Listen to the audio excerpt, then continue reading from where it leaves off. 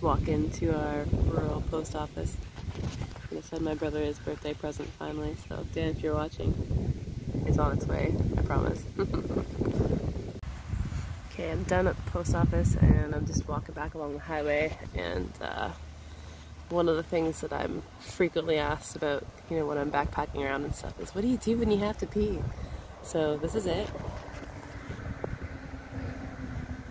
I'm far enough off the highway that I can't be seen, and I'm squatting between a dike here and a bunch of bushes, so nobody can see me at all, and I've got baby wipes and a garbage bag in my backpack, and that's how I do. It's a little bit windy up here today, but the weather is perfect. It's overcast. I'm not roasting in the sun like the other day, but the wind is picking up, so I should probably get back to the farmhouse.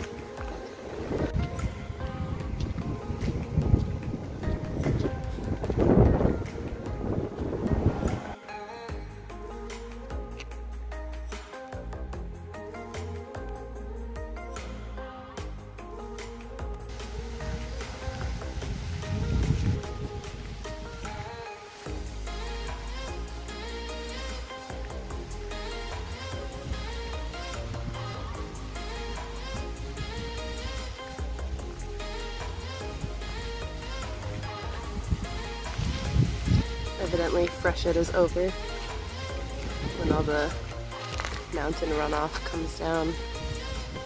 This was all filled with water not even a week ago, and now it's dry.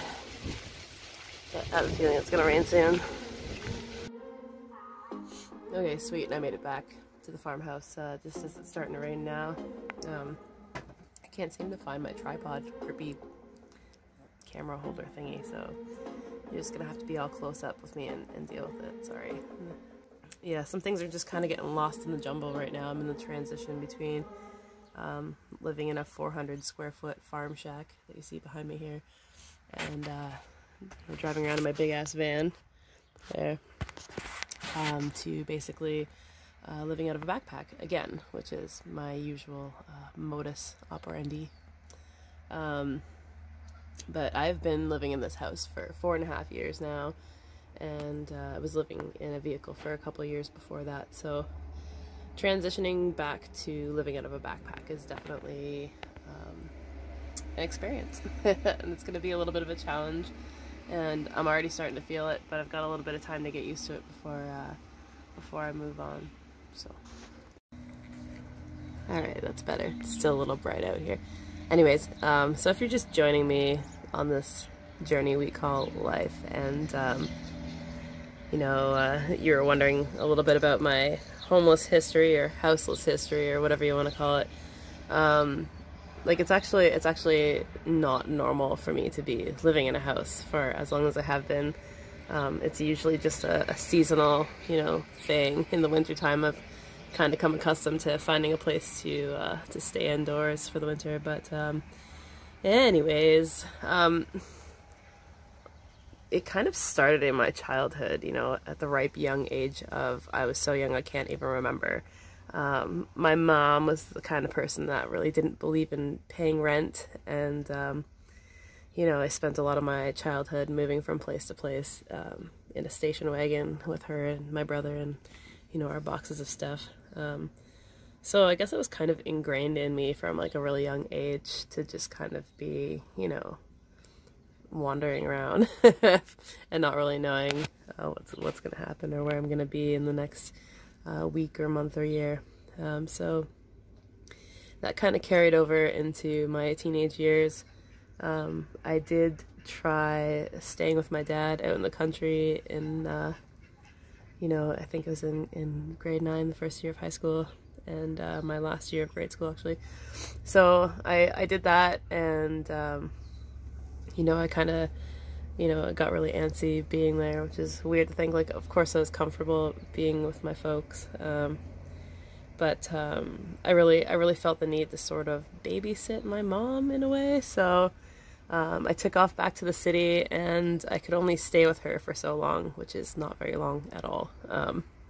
You know, when it comes to addiction and mental illness, there's only so much there's only so much you can take of a person, no matter how much you love them. But anyways, so as a teenager, I was pretty much, you know, living out of a backpack since grade 10, which was in the year 2000 already. It's a long time ago.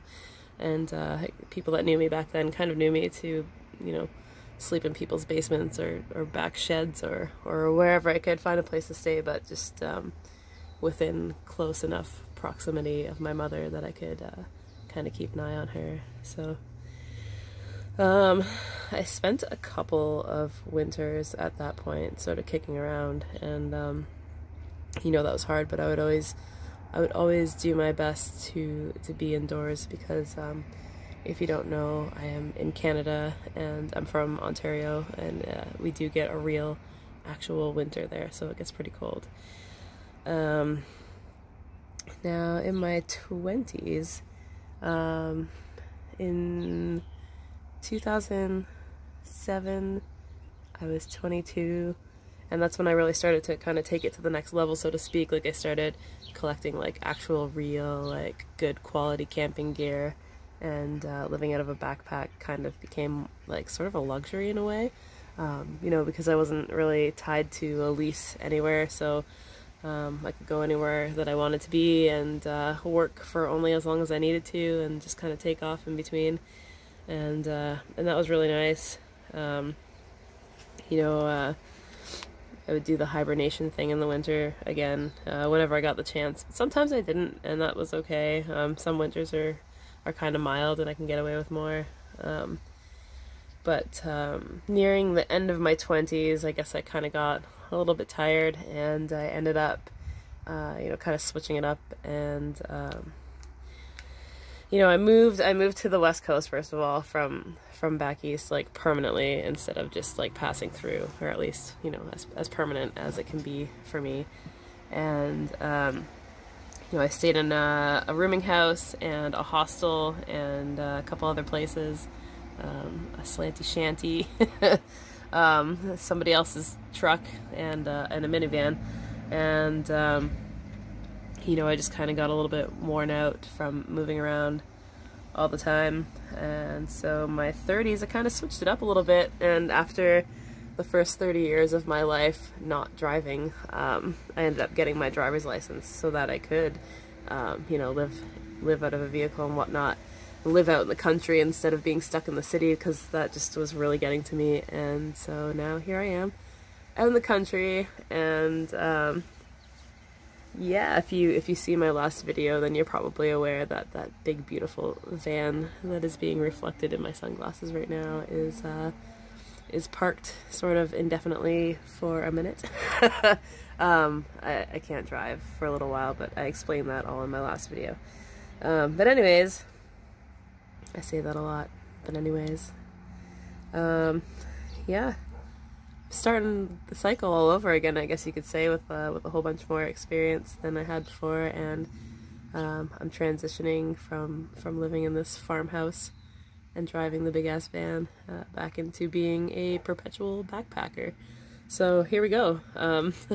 I'm a little bit nervous, I'm not gonna lie. I always use the excuse that I'm getting too old for this stuff, but really it's just because I've been sitting around too long, I think, you know.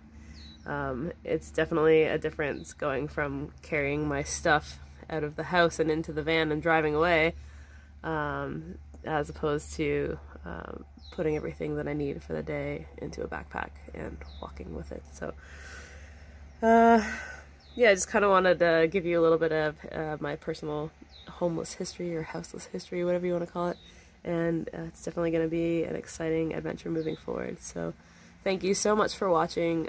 Do me a favor and like this video, and if you are not subscribed already, do the thing, because this is about to get real interesting. Thanks again for watching. Peace.